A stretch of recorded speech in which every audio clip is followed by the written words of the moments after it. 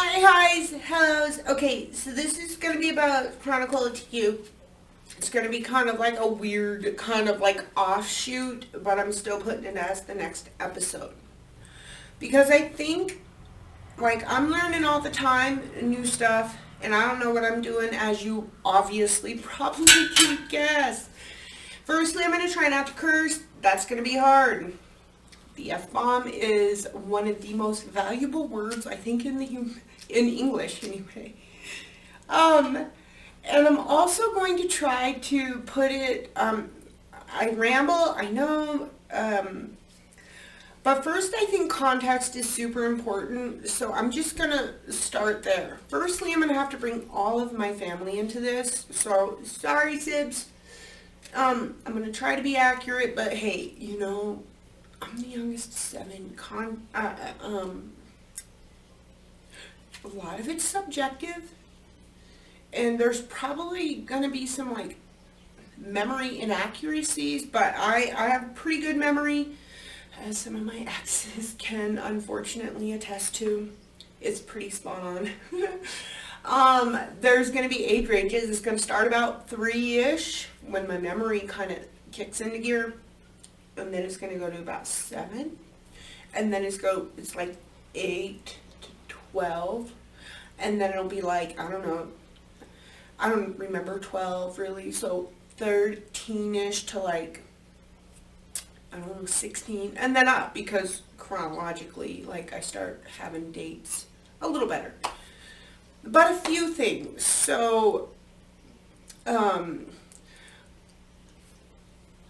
context-wise, I have to set the scene a little bit because it just seems scattered, at least when I review what I've already talked about, and I'm already scatterbrained, so my communication style is just ramble and hope somebody gets the weaving of my tale. Like, gets the thesis, and then, like, the thesis statement, kind of gets the message. But I've been trying to work on communication, so I'm going to try to be better. I don't know what I'm doing, as you probably guessed, but I promise, I give you my word, I will get better at this. I just got some of your comments, and I was like, what? A week ago? And that's not cool. So, context. Born, boom, into a U-Haul trailer, youngest of 7, mom and dad. Mom kind of has some issues. They break up. She takes us with her to a women in crisis center in Phoenix, Arizona for about, I don't know, a few months, 6 months. I don't know. I was a kid. My dad was like, yo, not a good place for those kids. Not with her. Comes and gets us. Thank you, God. Forever grateful. He gets rid of the U-Haul trailer, that was our home, and buys a school bus, which we then convert into a home. He converts, I didn't do anything. And this was before schoolies were cool. Nowadays, they're luxury, living, they're luxury RVs. But I can tell you, one thing is that actually off-grid living is not glamorous. It is not easy. It's fulfilling. But when you are on disability and welfare, and 7 of you, technically 8, I think it was 7,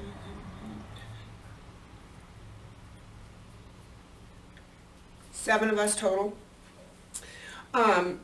living kind of like that. It's not easy. You gotta haul your water. You don't get toys. We were monetarily poor, but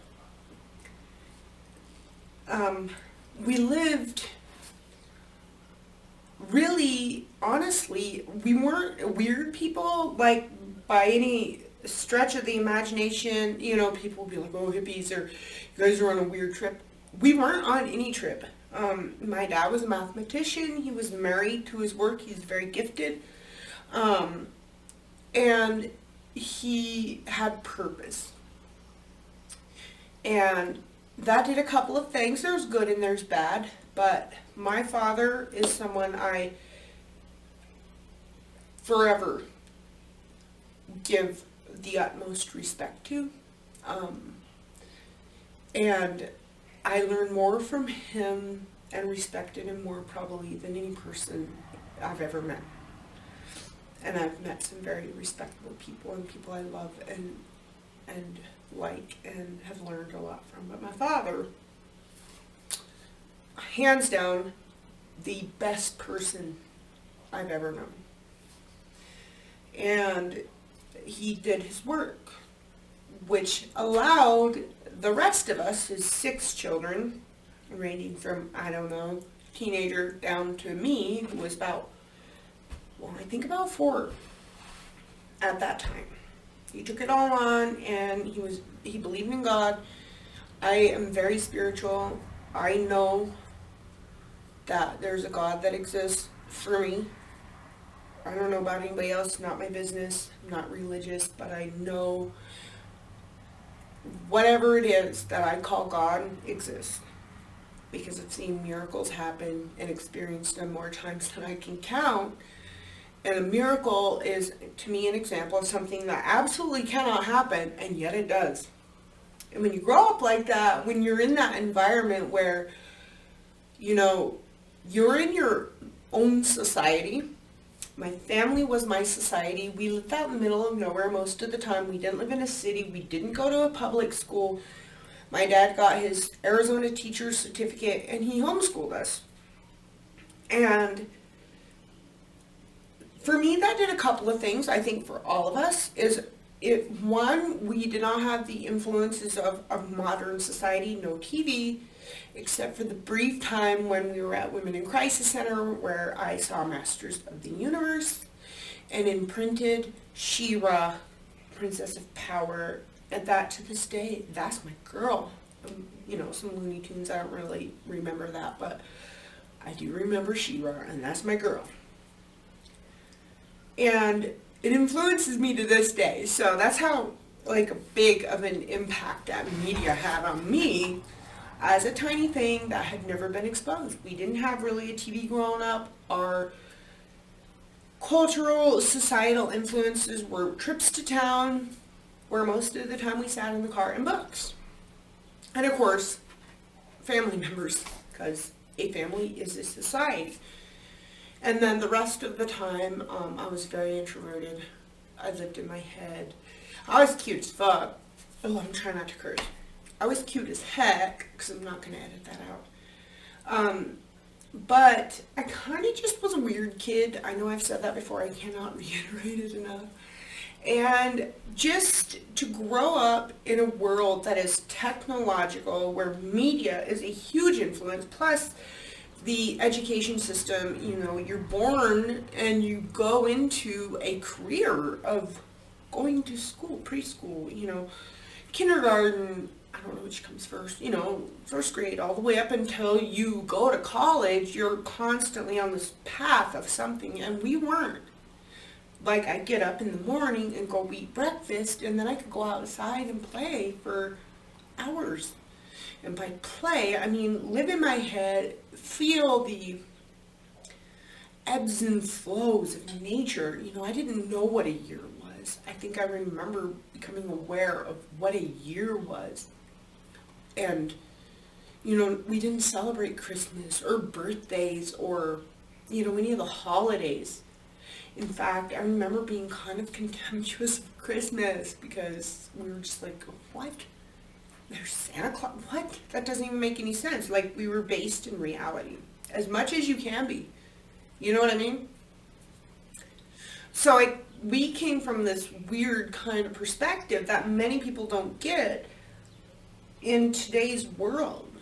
Because we have media. Everybody, these kids are growing up. Even my generation grew up with TV and music and all this outside influence with schools and all that. My dad wasn't a big fan of that. He said the modern education system messes people up. So he did everything he could to keep us out of school, which I am eternally grateful. But what it did was allowed me to become, personality-wise, who I am. Whatever, like it or hate it or whatever, I'm grateful because all of my siblings and we were just allowed to develop. My influences through the most important um, time period where you're learning about the world, where you're most influenceable, impressionable. I had nature, my parents, my siblings, and pets, and animals. Just I was able to just be and develop, and my brain did whatever it do. All those neurons that were being formed, and what is that noise? Must be a mower. And it's just, we were allowed to just be and grow and learn and become without the influence of, other than Masters of the Universe, which clearly had made an impact on me. We didn't have, TV, magazines, lots of, or excess music. We listened to all kinds of music, from Arabic to Mexican to, oh heck, African to rock to country to whatever. But only in small amounts, no TV, nothing like that. And I see now that it made a difference in who I am, because I'm weird, there's no question, but I'm not I don't know what I would have been like with societal influences. So I think it's important to start there. Youngest 7, or youngest 6, 7 people in the house. My dad, mathematician, focused. He was purpose driven on that. Learned a lot. Monetarily poor, but rich in experiences. I'm grateful forever for the way I grew up. And living outside of society, it's a different experience, right? Because we walked barefoot, we were weird to people. People would look at us and say hippies or whatever, like, oh, dad looks like Charles Manson, and we were just normal people. And the people that got to know us were like, yeah, y'all pretty cool, but there's a lot of judgment. Fair enough. I mean, I don't know how I would react if I saw me now. If I looked and I saw this little girl, like, I don't know, pretending she was a bear, I might react like, whoa, what is this cultural anomaly? Anyway, so I just wanted to get that out context-wise. I hope that expressed it. I'm going to post this. And I promise, please bear with me if you even get this far. I love you. I appreciate it. Eventually, I'm going to get the rest of my family involved in this if they're willing. And maybe we can kind of give it a little more context and communicate better than I do. Because I'm a weirdo and I talk about all this stuff. Okay, so I'm gonna go now, and all the loves. Thanks. And if you watch, thank you for watching.